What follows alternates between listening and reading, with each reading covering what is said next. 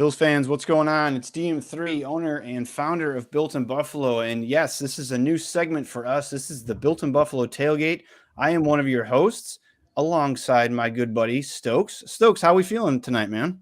Feeling great. It's great to be the only game on the schedule, and it's I've been looking forward to this game and this all day. Yeah, we made it. We made it. It seemed like forever ago we were putting up those posts 100 days, 58 days, 23 days. Now here we are. It's kind of a surreal moment because last year I feel like we had all the buildup of the nationally televised season opener to start the NFL season, the Bills going up against the Super Bowl champs.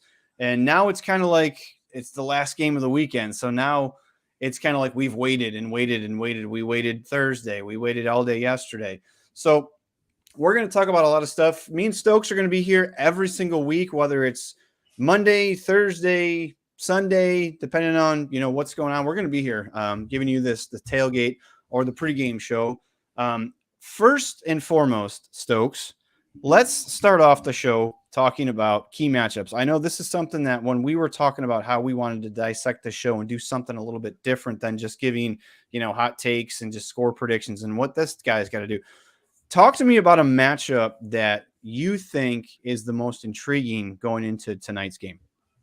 I would say Osiris Torrance against Quinnen Williams. Like that is what I think is going to be the matchup that is going to determine a good portion of this game. How frequently are they going to try and put Quinnen on Torrance, or whether they're going to try and stunt, whether they're going to try and trick him with TE stunts, ET stunts, however they're going to try and do it, because Salah's a good defensive-minded head coach, so he's gonna look at that rookie and he's gonna see him sitting next to Spencer Brown and those guys.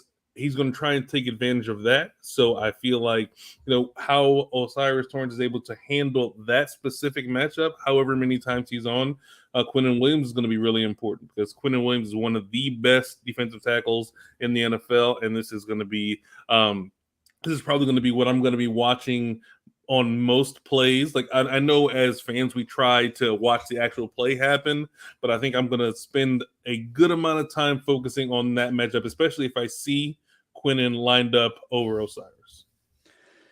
Yeah, we talked about Osiris Torrance a lot. Akeem and me, I talked about it with Shoop, and I know a lot of others on the shows have talked about he's a massive man, and if he can mold himself into that starting right guard, I think if he is as advertised, I think that goes a long way. That goes a long way to help Spencer Brown too, who I think is still kind of growing, into that right tackle position. So a matchup that I'm looking forward to, and I looked forward to last year as well, is going to be on the outside. Stefon Diggs and Sauce Gardner. I think that both guys have the swag. I can see it getting a little bit chippy. The first game last year in week 9, we saw that big shot that Josh took, right? Sauce Gardner was right there and Diggs hauled it in. I thought we were in for, just a phenomenal performance. Obviously things went a little bit different that week. So I like that matchup. Another one that I like is wherever Dalton Kincaid is lined up. I am so intrigued to see what he can do, because I believe that him over the middle of the field is going to be a mismatch, whether it's a linebacker, whether it's a corner dropping down. So I'll ask you this. Do you think the Bills get Dalton Kincaid involved early? And what's your take on, because Josh has been talking about him. He's been talking about him this week. Dorsey's been talking about him. So they're not hiding anything. Like, hey, they're saying we want to get this guy involved. So what's your take on that? You think they get him involved early? I think that the beginning of the game is going to be planned around trying to get Diggs and Kincaid the ball. I think that's if I had to guess, that's what I would think that they're going to try and do. Mainly, like for Kincaid, of course, like they want to get this rookie as much absorption to the game as they can, and then with Diggs, of course, because like whether we like it or not, we know that the whole Diggs storyline, if it was or was not an actual storyline, is something that they're going to try and quell. I mean, they did a really good job of it once he came into camp and everything, but I feel like, especially with everything surrounding Sauce and everything like that. So I still think that Diggs is going to play a good amount of time in the slot.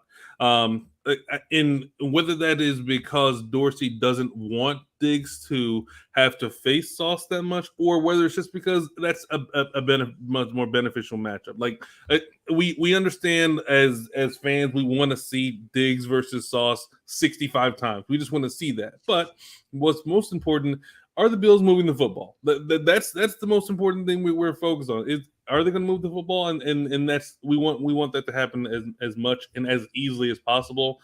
And throwing at Sauce Gardner 15, 20 times is not personally what I would prefer to do. Like I know that like we prefer Diggs, but I don't want to throw at him 20 times. That's I think that's a little bit crazy. All right, so I got the Bills inactives. Are you ready for this? I don't know if you've seen them or not, but they came across, and I know that this is breaking away from our segment here. Alec Anderson, no big surprise there. Ifedi is inactive. DeMar Hamlin, which we all knew, we knew that yesterday, and Kaiir Elam is inactive. Wow. All right. What's your initial take on that? I mean, it is really unfortunate for Kaiir, but I was discussing this with Josh as well. Like he's a boundary corner. He doesn't do anything well enough in special teams to garner an extra roster spot. So if we've got guys who can play slot, who can play safety, who can play special teams, he's just out on a numbers game. So it is really unfortunate that a first round pick last year is a game day inactive, like or healthy scratch, just because he isn't good enough to beat out a player drafted way after him. So it's unfortunate, but I'm more than happy for Benford to get this opportunity. Massive vote of confidence for Christian Benford to not have.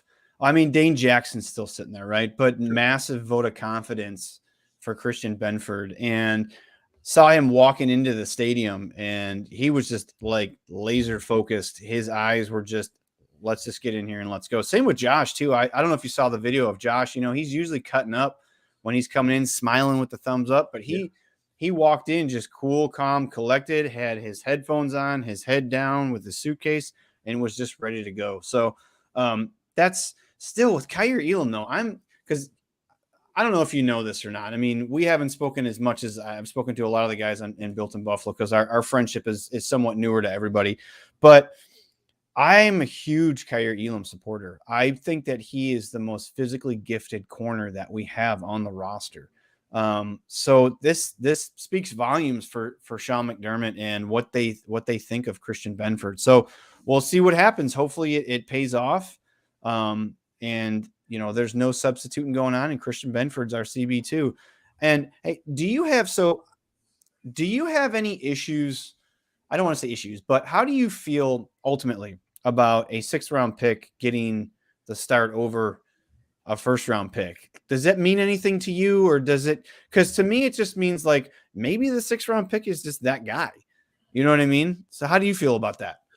Yeah, I think it shows a lot of fortitude, both from the 6th round pick and from the organization that is not willing to just say, "Hey, this guy's pedigree is such that we have this amount of money built into him, and we're just going to play him just because he's a 1st round pick and he's got these physical gifts, this, that, and the other." Like, and one thing we know about Kaiir Elam, he's got the physical gifts.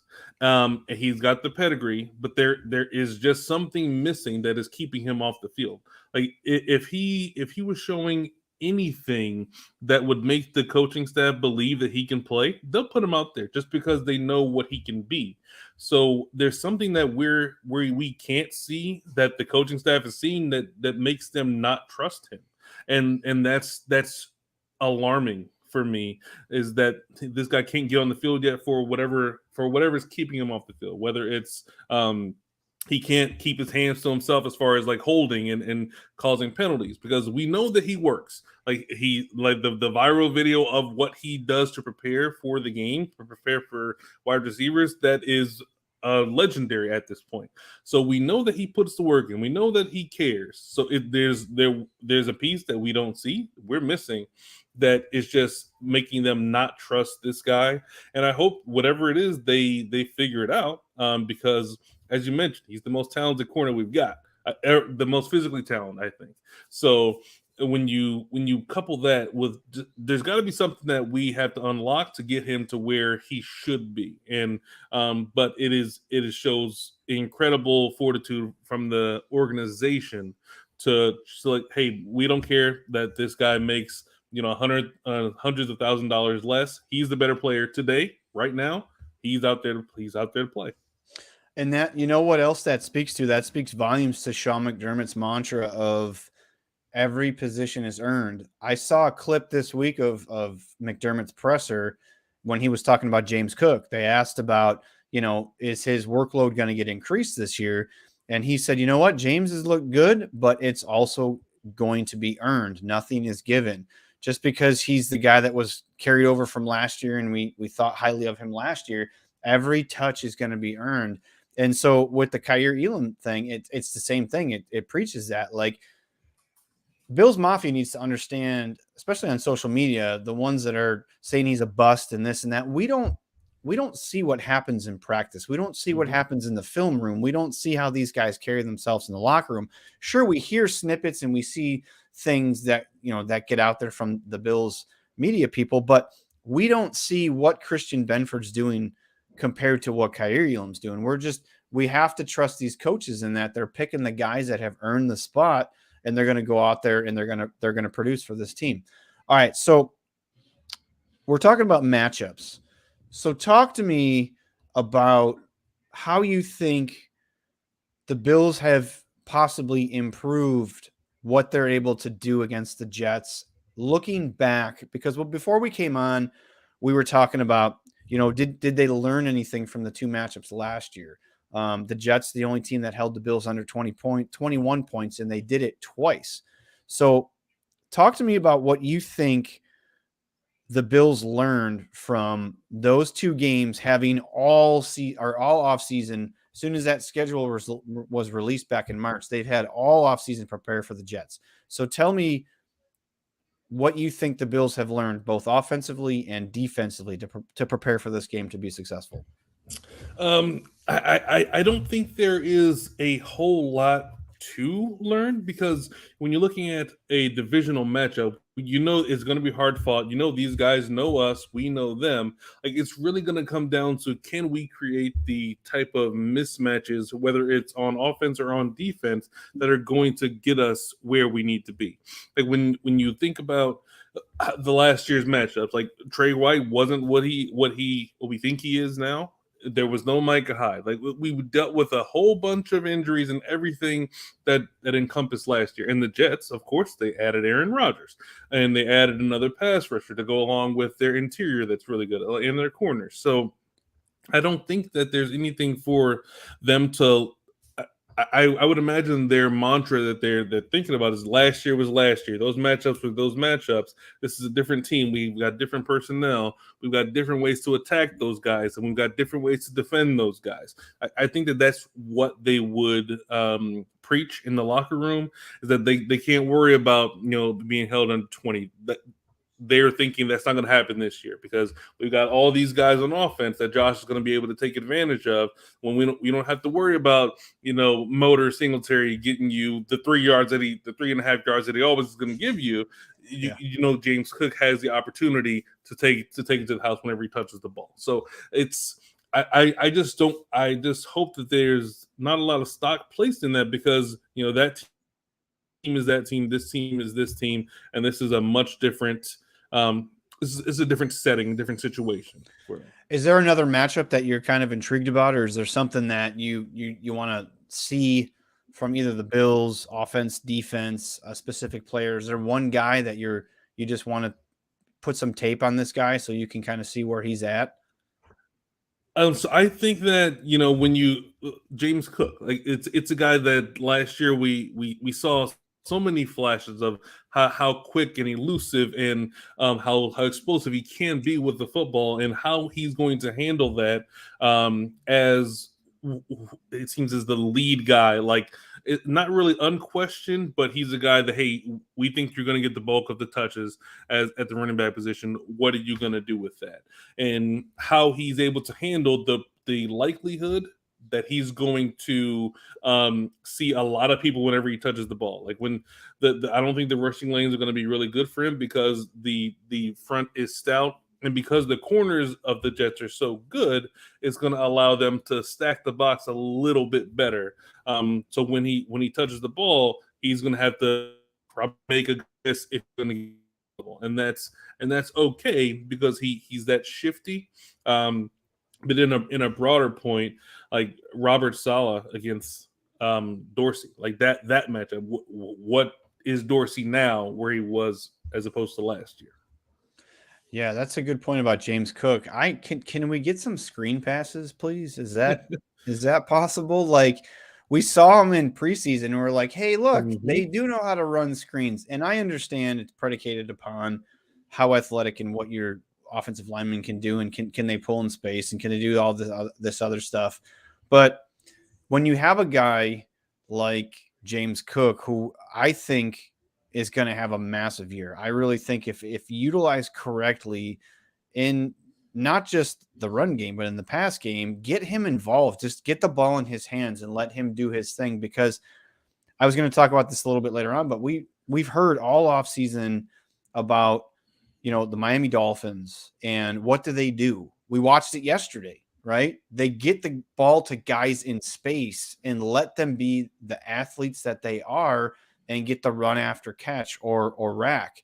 So they brought in, Deontay Hardy, who's, the speed is electric. They have Khalil Shakir that we don't even know what to expect from him. You have James Cook in space, which is exciting. You draft Dalton Kincaid, which we all know he has elite hands.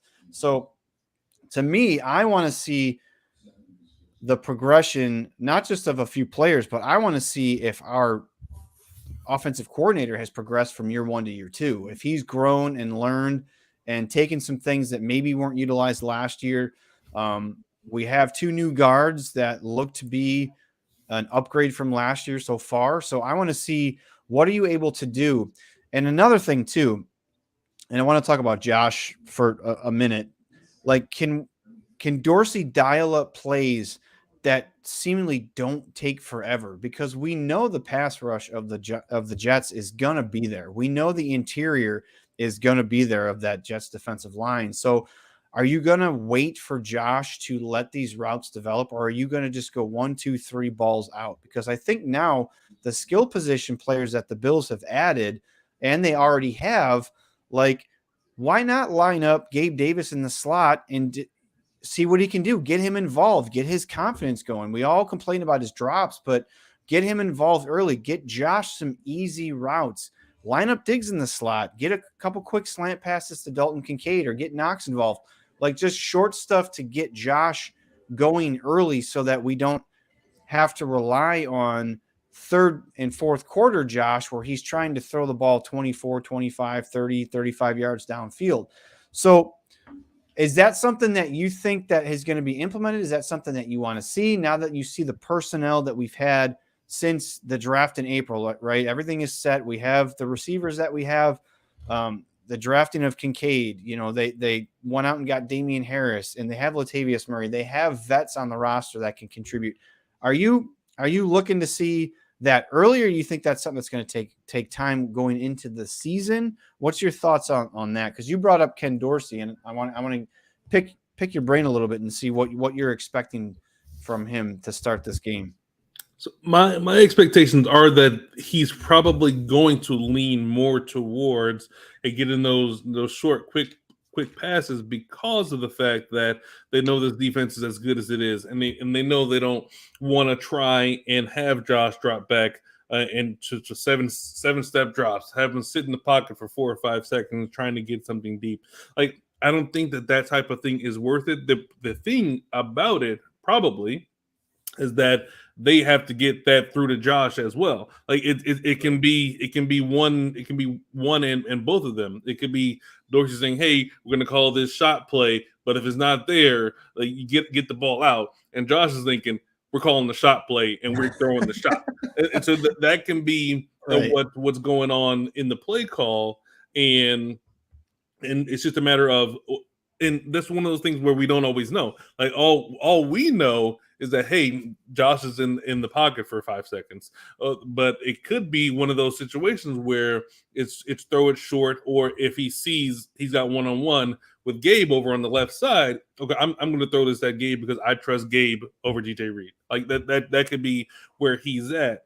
But what can come with that is the fact that, hey, that pass rush could get home, and the pass rush got home quite a bit last year. Got home to the point where Josh got injured. Like it's just one of those things where we just want the Bills to be like how it was, or that drive where it was like boom, boom, boom, boom, boom, touchdown, and they were out of the game the rest of the way. That's what we want and need. And I think that's going to work best if they're just gashing them death by 1,000 cuts, to have a bunch of different little plays that are going to keep on moving the chains 10 yards at a time, 15 yards at a time. But that's also difficult to train that out of someone when you have guys as good as this team. I think too, it's something that, one thing I like about Robert Saleh is he's a really good coach that makes adjustments, right? So we all think that, well, dial up the short bing, bing, boom, dink and dunk stuff, and it may work, because we saw Josh was able to do that back, 2019, 2020, when we saw the emergence of Josh, and we actually saw the growth because he had Cole Beasley and he had John Brown. We saw that he was able to do that, and Daboll would draw that stuff up. If the team needed a spark, or if the offense seemed like it was going in slow motion, we would see those quick release short routes, because you can do, it doesn't even have to be 10 to 15 yards, just 5 yard, 7 yards chunks at a time, and just keep that defense backpedaling.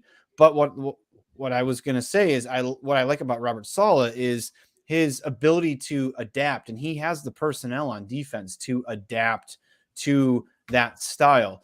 But I will say this to counterpunch that: the Bills have more skill position players, I believe, that create a mismatch. Everybody wants to talk about the Jets defense, but if you get into the middle of that Jets defense, I think that the Bills can eat there all night. I think that you can get James Cook involved. I think you can get Kincaid involved. You can get somebody else like Hardy involved.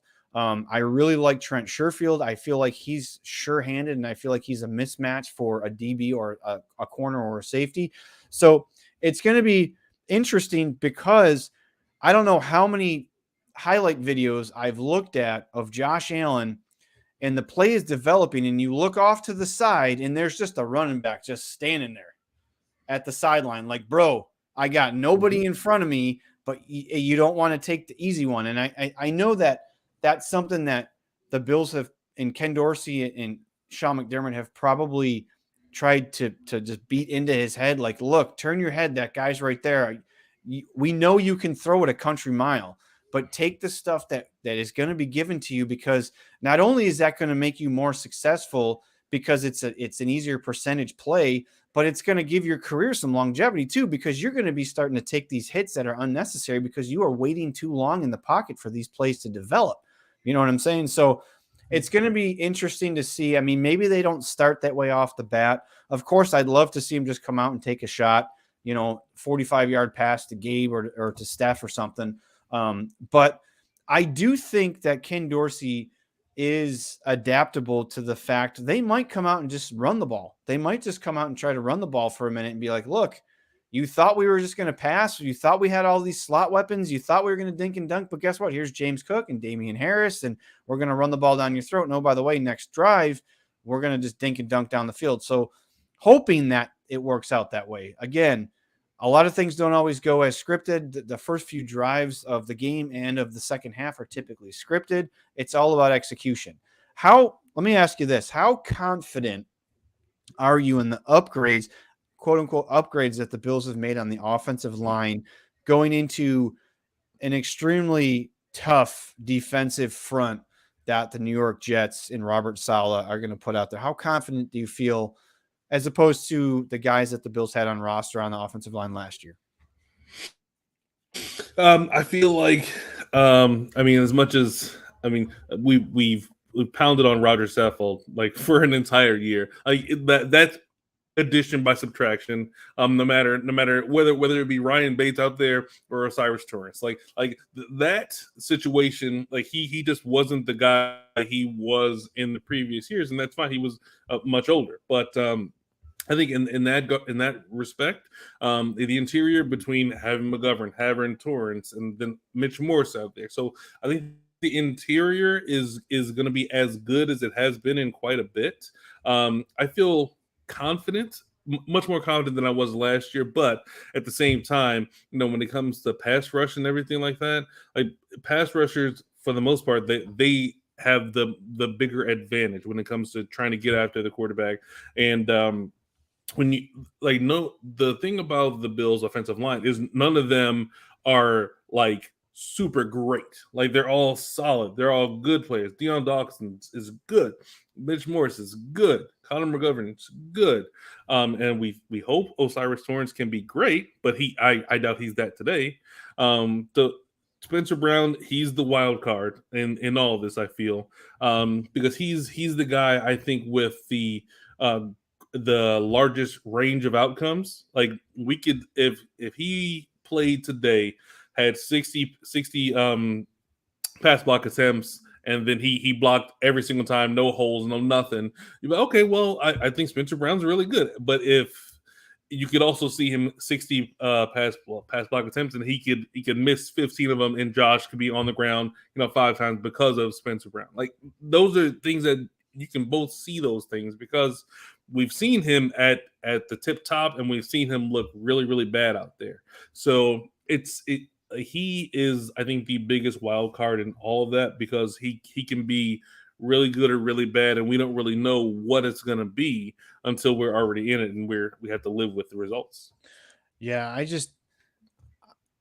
that's the one thing that concerns me about, because if you have a good red zone offense, which the Bills last year struggled in the red zone, and I harped on it a lot last year, is we brought in a guy like Damian Harris, who is that guy that when you get to the red zone, you just turn around and hand the ball to him. But the Bills, if you look at it on paper, again, Osiris Torrance isn't going to get lumped in there because we haven't seen what he's capable of. But that's the one thing that still kind of concerns me is if you look at PFF and you look at all these guys' grades, say what you want about PFF or you like it or not, but they graded every player in the game. And if you look at the Bills' run grades, it's not good across the board. And that's what I feel like gets put on film, gets in the head of Ken Dorsey, and it gets abandoned too quick because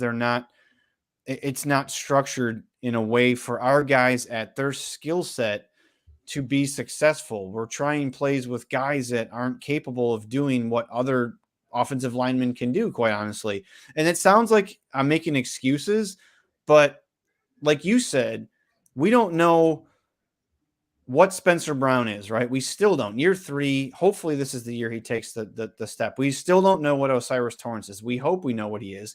Connor McGovern, injured in preseason, stellar last year. He played over 900 snaps last year. So he's got the experience. We know what Deion Dawkins is. We know what Mitch Morse is. So 40% of your offensive line, you know what you have. So when you're starting a new season and you're Ken Dorsey and you're in year 2, how are you going to try new things? Because practice is practice. Real game, like you said at the beginning, you can't prepare for real game action. There's no way to prepare. You could watch film all you want, but there's new players, there's new schemes, there's new, there's weather elements, there's all kinds of stuff that's, what's happening within the game. Is there injuries, whatever. So that's why I'm concerned with the adaptability of Ken Dorsey in the run game, because I think it's important, because I'd like to prolong the longevity of our quarterback by giving him a good run game. And also I'd like to be able to close out games, especially on the road, to open the season against a division opponent, which is going to be a hostile environment. It's 9/11, so all that stuff. So that's something I think to keep an eye on too, is can the Bills actually, develop a run game tonight? Because I think it's important. I think you want to take some of the pressure off of Josh, because, in primetime games, Josh, I feel like there's times when he has, I don't want to call him sugar rush Josh, because I think that saying's a little old, but there's going to be times when you're going to want to put the ball in the guy's hands that you brought in, that you're confident in, that can get you 3 and 4 tough yards, use up the time of possession, run the clock down, keep Aaron Rodgers off the field, tire down that Jets line and that Jets defense. So, all right. So let's talk about Josh Allen a little bit. We talked about it before we came on, and I think it needs to be talked about a little bit. I watched the opening of what they did on the national telecast in 2 minutes in, and they were already talking about Stephon Diggs and his blowups and stuff like that. So apparently we can't get past that. But what do you think is the most important thing Josh needs to do? And don't say no interceptions. What do you think the most important thing that Josh needs to do tonight to come away with a win that's not throwing for 400 yards and throwing for 5 touchdowns? What's the most important thing? Year 6 for Josh Allen. What do you think the key for him to be successful tonight? What do you think that is? So I say this fairly frequently when I'm watching the Bills at times. Is YOLO Josh. I mean, you mentioned Sugar Rush, but YOLO Right. Josh. Like Josh when there's a big moment where there's something where he feels like he's got to be the guy. He's like, well, I have to do this kill shot. I have to be the one to get these 3 yards. I have to be the guy that's going to jump over a guy. And we love seeing it. We love it as fans. But as you mentioned, we want the longevity. And what I really hope to see from Josh is to not let this moment get too large. This is the first game. It's a big game, of course. It's Monday night. It's, as you mentioned, 9/11, all this. He's facing Aaron Rodgers in a new place. Like, all these things are factors, but what I want most out of him is to not act like this is the Super Bowl and the Bills' season is over if we lose, because that's when you see him start to get a little crazy when it comes to doing these special things with the football, whether when he's running and he's holding the ball out, trying to stiff arm people with the ball holding onto the ball with one hand. Like, ball security. I know you mentioned no interceptions, but ball security also factors in fumbles as well. So when it comes to if he's going to run the ball, that's great. I don't want that part of his game to ever be lost. But I just want him to be careful. And like the Jets, they're going to try and hit him. They're going to try and hit him hard. I just want him to be careful and not try and win this game, 85-0. Like, we can win this game with 28 points. We don't need to score 85 points in order to win this game. Yeah, I think a lot of fans need to realize, if they watched football yesterday, there's a lot of teams that lost that looked bad that aren't bad teams. That, I'm not talking about the Cowboys and Giants game, because that was, I don't know what happened last night Really there. bad. But there's a lot of teams that it's week 1, right? There was a huge overreaction after the Steelers preseason game about how bad the team was. They didn't show anything. The offensive line looked horrible. The defense got ran all over. Like, it's a marathon. It is not a sprint. We have to realize that there's going to be growing pains. We have, an offensive coordinator who's going into year 2. Yes, he was here when Daboll was here as the quarterback's coach, but he's still learning himself. Like, he has a whole bunch of new skill position players. He has 2 new offensive linemen. Like, there's a lot that this team is going to need to do each week to get to the team that they ultimately will be come late December, January, February. So I think the overreaction process needs to be just put in check, because, like you said, if the Bills come out and win 21-20, I don't care how they do it. A win is a win. It's a divisional win, week 1, stack the wins and keep it moving. But for Josh, I don't want to see any of these designed runs early. Like, I understand he throws up before the game, and I understand that he's got to get hit to get involved, and he's made that publicly known that when he gets slapped around a couple times, like, that gets his, adrenaline going. But I want cool, calm, collected Josh, like we saw against the Rams last year. Like, the scene didn't seem too big enough for him. He came out and just handled business, right? And we've seen in big games, and I go back to the Cowboys game on Thanksgiving, where he just was on a different he was just on a different level than it felt like everybody else. Like it seemed like that was the first time I saw the game really slow down for him. And then there's times like the Chiefs game in the divisional round a couple years ago where the game he was hitting on every play. The Patriots game in the wild card, he was just making plays and he wasn't doing anything crazy. He was just hitting open receivers. He was making tight window throws. He was running when he needed to. So that's what I want to see. I don't need to have Josh Allen, like you said. I don't need to have him stiff arming players. I don't need to have him hurdling guys. As cool as it is, I don't need to have that. Because at the end of the day, a win is a win. If we can win, even if it's a tight game, because I feel like this is going to be a dogfight. I don't feel like it's going to be 34-10 Bills win or 34-10 Jets win. I think it's going to come down to the second half, and I feel like it's going to come down to which team makes adjustments at halftime. Hopefully the weather subsides and it stays where it's at right now. With it's not raining right currently, but let's talk about offense and defense. Which offense in this game do you think has the advantage, the Jets or the Bills, and why? Well, I mean, I feel like both defenses are really good. So it is really hard for me to ever answer this question without a bias. So I feel like the Bills have the better quarterback and they have the better number one wide receiver. So if you couple those two things, the Jets probably have the better running back right now. But I just don't feel like the Jets offense as a whole is as good as the Bills, because the Jets, they still have to work with Aaron Rodgers and learn Aaron Rodgers and how he wants to play, whereas Josh Allen has been in this system or similar to this system for quite a few years now. So I feel like the continuity of the players at the skill position are such that the Bills are the better offense right now, and I feel like the amount of weapons that the Bills have are just better than the Jets. But at the same time, I am guilty of not being a huge Jets fan, so I don't know about every single one of No their way. weapons that that is going to be a factor in this game. Like you hear Aaron Rodgers, you hear Dalvin Cook, you hear Brees Hall, you hear Garrett Wilson. That's what you hear. But if this was a Jets podcast, we'd be talking about their third and fourth wide receiver who's going to play a factor in this game. But all that being considered, I still think the Bills' offense is better, just because Josh Allen's better than Rodgers today, and Stephon Diggs is better than Garrett Wilson today. So let's do this. We'll do a fun little exercise here. So let's compare offense. All right. Quarterback, Bills. Yep. Running back. You think it's Jets, really? Even though Dalvin Cook's been in the system for like what, a cup of coffee?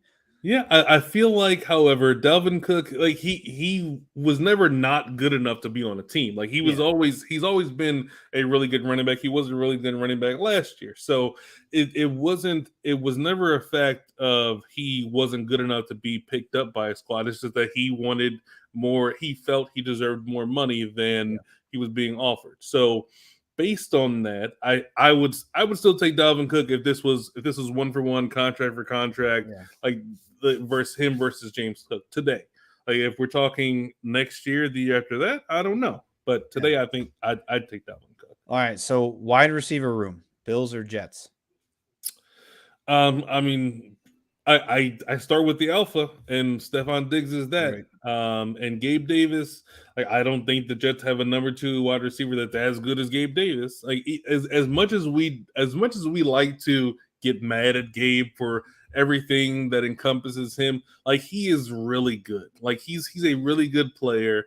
He has the penchant to make a big play downfield, and if you're going to throw the ball to the sideline, he's getting his feet down. No matter what you do, he's getting both feet down 100% of the time. I think we could probably name a dozen teams that Gabe Davis could be wide receiver 1 on. Yeah. I brought this up a couple weeks ago. If you just look at the numbers, right? Don't look at the drops, because it happens. Okay, whatever. If you look at the numbers, as far as a wide receiver 2, he's up there with, I'm not saying he's T. Higgins, but but as far as production, he's giving you wide receiver production. Could he give you more? Sure, he probably could. But now you add Trent Sherfield, who I for some reason I believe he makes some plays tonight. I really like him. There hasn't been a huge push. It's all been about Diggs and Davis, but the stuff that I saw coming out of camp, I really like Trent Sherfield. Then you add the wild card to me is Deontay Hardy. I don't know if he's going to be the new Isaiah McKenzie gadget guy, or if he's just going to be a, hey, go run a 5-yard slant and we'll try to get it to you guy. And then you have Khalil Shakir, who there's for whatever reason still can't see the field. And then you got, Kincaid and Knox, but we'll talk about the tight ends here in a second. So if you had to lump those together, the 5 for the Bills, I think it's hands down. And that's not even with the number 1 against number 1. Cause I like Garrett Wilson. I think he's going to be a heck of a wide receiver in this league. And I liked him coming out in the draft, but I think hands down, it's not even close. I think this is the best arsenal of wide receivers that Josh has had.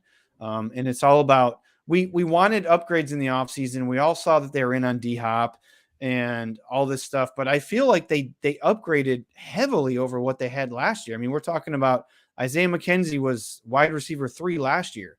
And I don't know how much playing time he gets in Indianapolis. Like Khalil Shakir wasn't on the field. Now you got Deontay Hardy, you have Trent Sherfield. So I feel really positive about that. So let's go to the tight end room. How do you feel about the tight ends?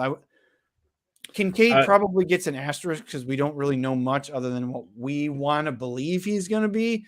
So what's your thoughts there?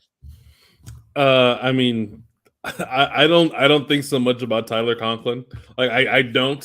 So even if you just compare Conklin versus Knox, like Knox, I think he's a much bigger factor as far as being a tight end than Conklin is. So, and like even if we were to discount whatever Dalton Kincaid may or may not be, Dawson Knox versus Tyler Conklin, that's not a fair matchup in my opinion. And you know what's funny too is this week everybody's been talking about Dalton Kincaid. Watch Knox just go off tonight.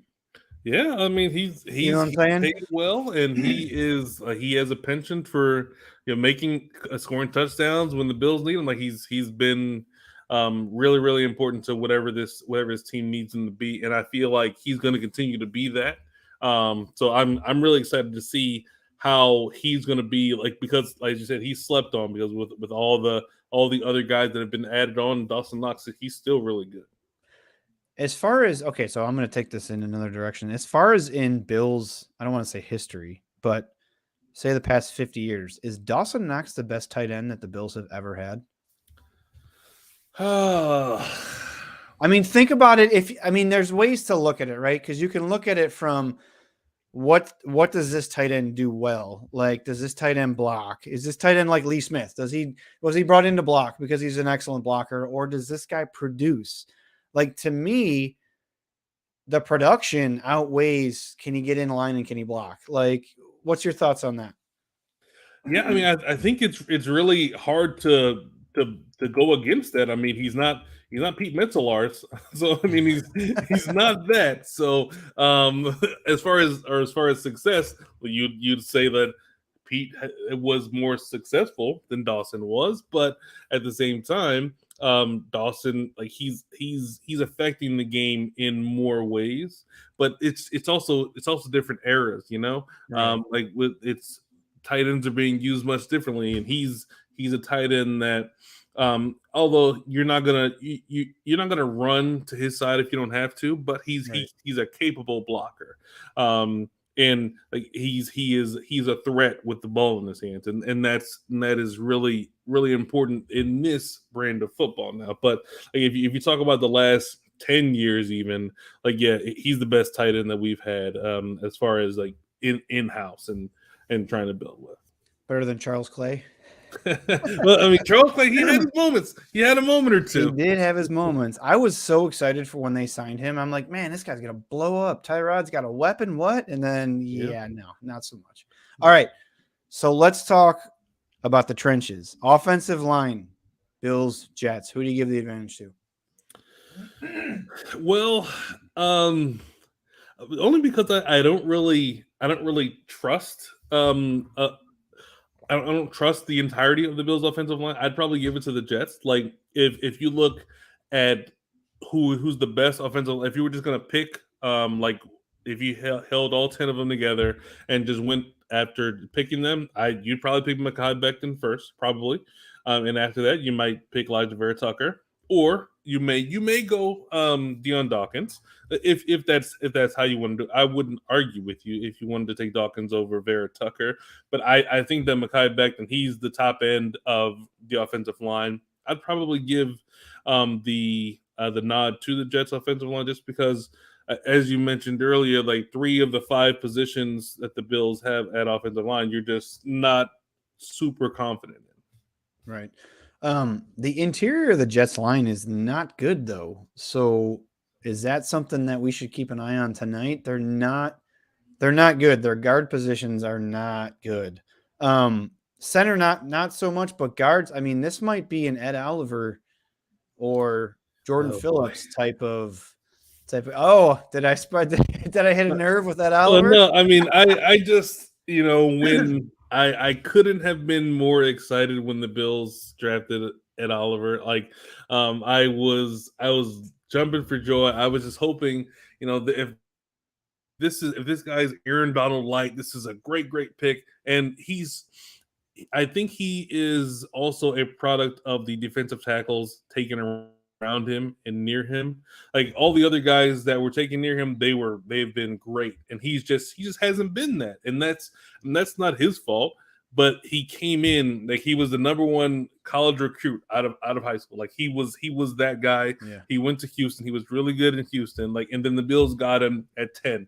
And like it's just like, wow, we got this guy. He's supposed to be great. He's supposed to be this and that. And he just hasn't been that. But he's been good. And maybe that's my own fault for having such high expectations of him. But I don't know. I just every time I expect him. And every time I go to a game, like, hey, I'm going to watch Ed Oliver for 10 straight plays, and he's doing something silly. Like he's on the ground. Yeah, exactly. He's doing ground. silly things, and it's like, well, why am I watching him? And then I stop watching him, and then, oh wow, he just made a run stuff, and he made a sack. So it's like he knows when I'm watching him, and he knows when he wants to be silly. I saw something online. It was on Twitter, I think, where can we get Thanksgiving at Oliver? Because he seems to go off on Thanksgiving. So yeah. So we're getting close. I mean, I know the game's going to start here in about 30, 25 minutes. So, okay, let's go defensively real fast. Secondary, Bills or Jets? Who do you got? Man, you know I love the Bills defensive secondary, but I think, you know what? I'm gonna go Bills just because, like, if you separate to the corners, I would go Jets, but I think the safeties can make the rest of the secondary look a lot better. And these safeties, they're all pros. They're unquestionable. If they're on the field, they're gonna be impact. I'll go with the Jets. I'm sorry, the Bills. Oof. Okay, what about linebackers? Bills or Jets? I'm gonna well, it's the unknown, right? With Terrell Bernard, like it's like the unknown. Like, what is this guy? Right. But we've got Matt Milano, so maybe if Matt Milano is able to pick up, like, if he's able to help Terrell Bernard close any of the gap between knowing the defense any better or what. But CJ Mosley, he's still really good. So it's like CJ Mosley versus Matt Milano, and then after that, it's question marks on both sides. So I think just for the sake of argument, I'll go with the Jets linebacking core. Gotcha. You talk when we talked about secondary. I feel like we're going to see a lot of Taylor Rapp tonight. Do you? Yes. Do you think they're going to? I feel like there's going to be, or just because you're going against Aaron Rodgers, right? There's not much defensively you can do to confuse Aaron Rodgers, right? But Sean McDermott, in big game situations, I know it's week 1, and we talked about how it's not a big game, but it is a big game. I feel like this screams like just scheme like you've never seen before, where we've all talked about Taylor Rapp being used almost as a linebacker, doing things with Taron Johnson. I don't know. I feel like this is where we see some just really unique, like almost like 4-2-5 looks to kind of help, the linebacker situation. We don't need to help Matt Milano, but Matt Milano is going to need help because he has a guy who's doesn't have many snaps starting at middle linebacker. So I don't know. I just feel like we might see some of the 4-2-5 look, and have, either Taylor Rapp in there.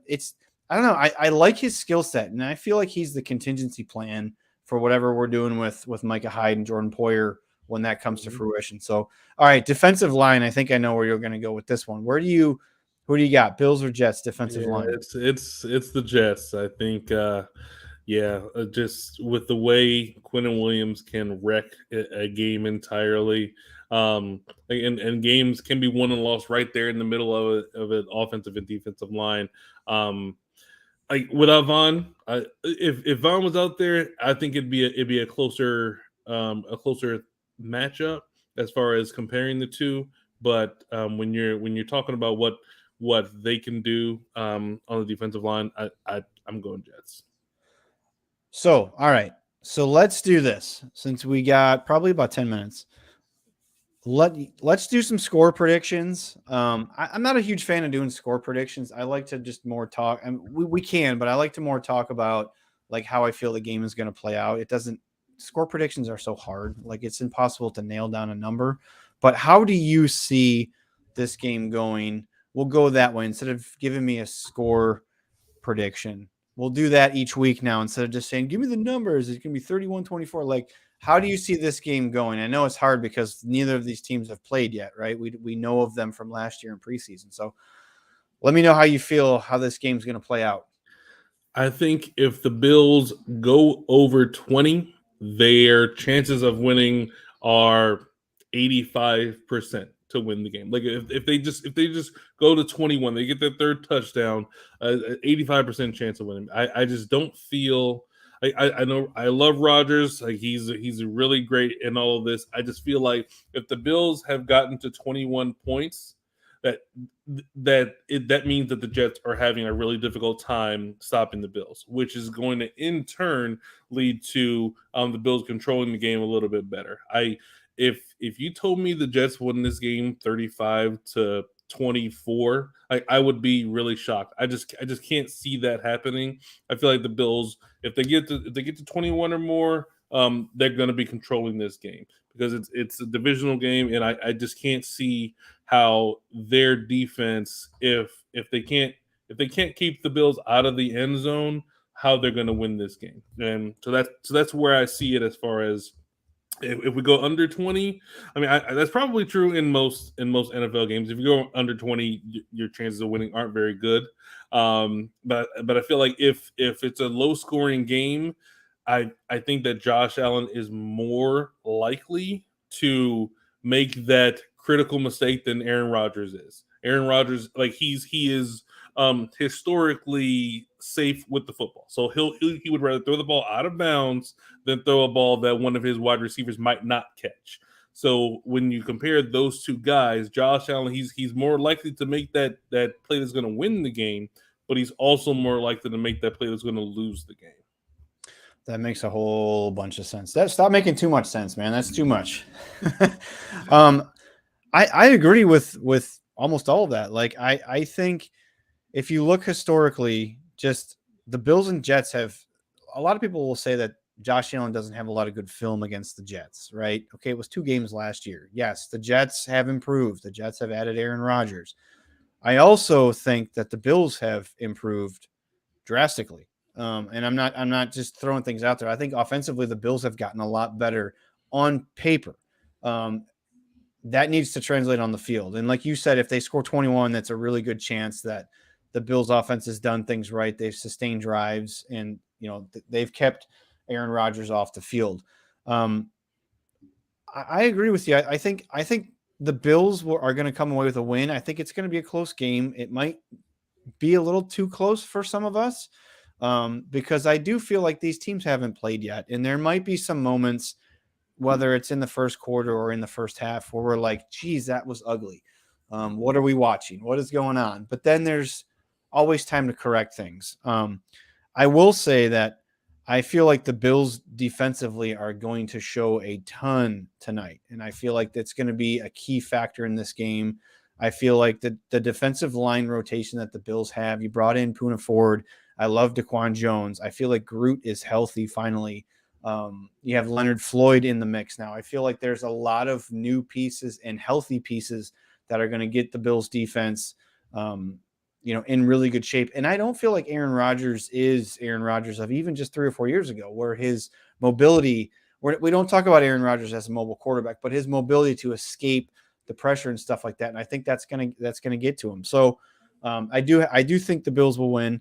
I think it's going to be a lot closer for comfort than most of us will like. But again, I'm going to say this: just breathe. Everybody, just breathe as this game is being laid out in front of us. Because I am one of the biggest overreactors. And the first 2 drives, the Bills could go 3 and out, and I'm like, oh, here we go. Can't beat the Jets, right? So we just need to let things happen. Let this team, learn what's going on and let them make adjustments and kind of grow as the season progresses. So, Stokes, give me one hot take. I'll give you one, and then we'll get out of here so everybody can go watch the game. The Bills are going to have fewer than 40 passes. Really? Yep, fewer than 40 passes. So what does that mean for James Cook or Damian Harris? That I feel like Dorsey is going to try and establish this running group, and I think that he's going to try and make the Jets chase the Bills. I think that he's going to try, because in the past, like last year, they'd have a first down run that goes for 1 yard. Then they're passing for the next 8 plays, no matter what. Okay, we're done. Yeah. We're it's not working. The ball, just Josh. pass. Go ahead and win the game. Exactly, yeah. So I feel like Dorsey is going to come out of this and say, hey, you know what? We're going to try and pound this game, pound this defensive line, and hell or high water, we're going to try and stick to the run. That's my hot take. I like all of that. It's not probably a hot take, but Christian Benford's going to have a pick. He's going to pick off Aaron Rodgers. I think that's going to happen because Aaron Rodgers is Aaron Rodgers, right? I got swagger. Last year, I didn't have shit for receivers. Pardon my French. I didn't have any receivers. That's why I had a horrible year. He's going to try to pick on Christian Benford. And at least one time, I think Christian Benford's going to get him. I'm not saying he's going to stop him every single time, but I feel like I feel like Christian Benford's got a chip on his shoulder. And I feel like we saw a little dose, small sample size last year of what Christian Benford can be. And I like him, and I feel like he's going to get a pick. So that's my hot take. Stokes gave you his. Stokes, anything else before we get out of here, man? First tailgate for Built in Buffalo this season. I thought it was a great show. We'll keep these going every single week, and we'll get more and more in tune with Bills Mafia. You got anything before we get out of here, man? No, just go Bills, go Bills, go Bills. That's it.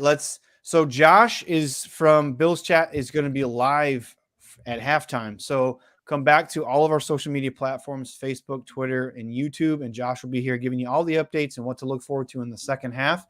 We'll see you next time. Go Bills.